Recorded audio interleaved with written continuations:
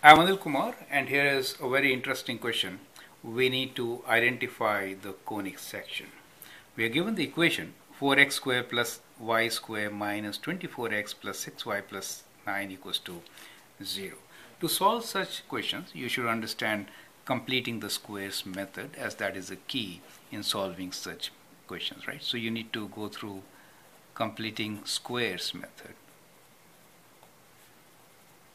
If you have any difficulty in understanding such methods, you can follow the link, practice some questions, and then do these questions, right? That is my recommendation. So we'll basically complete the square, write it in standard form, and then see whether it is which conic section it is and how is it translated, right?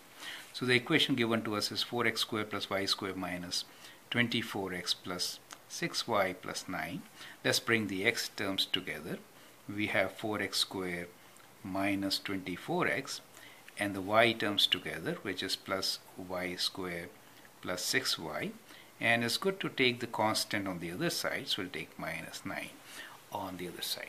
Now we need to factor out the leading coefficient if there is any. That is the next step. Here 4 is the leading coefficient, so we'll take 4 outside, right? And we are left with x squared minus, if I divide by 4, I get 6x. Plus, we need to put some number here so that it forms a perfect square. So that is what we need to do here. Plus, we have here y squared plus 6y, and we need to place some number here to make this as a perfect square. It will always will be with a positive sign, so that, yeah, and then whatever we place here, we have to put it on the right side also, right? Now, the center term is minus 6, and half of this is 3. So since this coefficient is 1, this has to be 3 square, right? So I'll place number 3 square there. So 3 square comes here, it forms a perfect square. Once you place 3 square on the left side, you have to place 4 times 3 square on the right side also. So we'll say plus 4 times 3 square, right? So that is how you'll do. In this particular case, half of 6 is 3. So therefore here also we are going to put 3 square, right? Now 3 square, this is 1 times 3 square, so we'll do plus 3 square on the right side, right?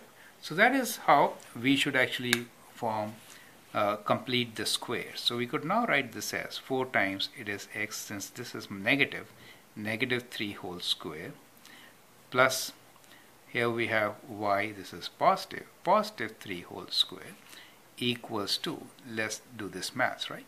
So it is minus 9 plus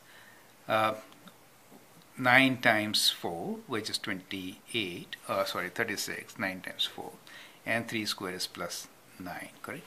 So basically this is equals to 36, right? So that is the right side. Now we can divide by 36 all these and then get the equation. So we have x minus 3 whole square over, let's write 4 and then 36, plus y minus 3 whole square over 36, right, equals to 1. Now we could simplify this, so we get x minus 3 whole square divided by 9, which is 3 square, plus y minus 3 whole square divided by 36, which is 6 squares, right? So this is your standard equation, and this standard equation is for which conic section? Well, clearly it is an ellipse, right? So we have here an ellipse. Okay, so that's an ellipse. Now this is greater, so that means the ellipse will be kind of, we can sketch this ellipse, right? So we could sketch this ellipse. The center of the ellipse is at I'm sorry, we did a mistake. Okay, this was plus here, so I know it was plus here. So the center of the ellipse is x has been moved 3 units to the right and y is moved 3 units down. So as far as the center is concerned, so center is at 3 minus 3, right? So that is the center. And as far as the axis is concerned, for this ellipse we have vertical axis, right? So vertical is the major axis for this particular ellipse, right? since the value 36 is higher, correct? So we have a equals to 6, I mean square root of 36, which is 6, and b is square root of 9, which is equals to 3. You can always find the focal length c, since c square will be equals to the difference of a square and b square. So difference of a square and b square, that means 36 minus 9, which is 36 minus 9 will be 7, and then 27, right? So 36 minus 9 will be 27. So c will be equals to square root of 27, which is 9 times 3, so it could be written as 3 square root 3, right? So that becomes the focal length for the ellipse, correct? So if you sketch this ellipse, what do you get?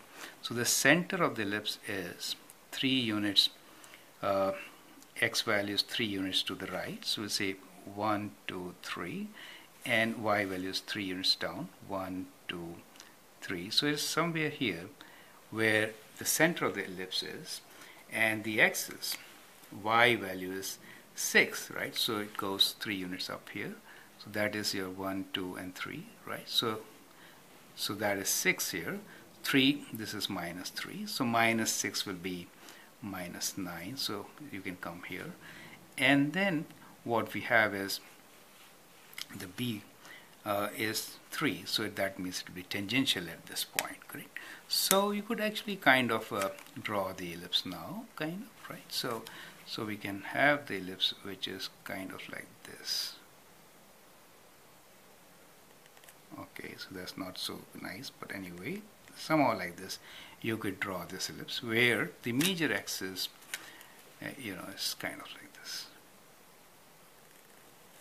and that's your minor axis. So that is how you could actually sketch your ellipse. Well, you can do all those details. This is 3 for us, and that is y, and the focal length 3 square root 3, so it is more than this, so somewhere there, right? So which will be a focal point. You can calculate and then figure it out, correct? So that is how you can actually sketch one, right? So that is how it is going to look like. But I hope you understand how to do completing the squares, writing the conic section in standard form, and since this is positive here, we know it is an ellipse, right? So that is how we could do it. I hope that helps. Thank you and all the best.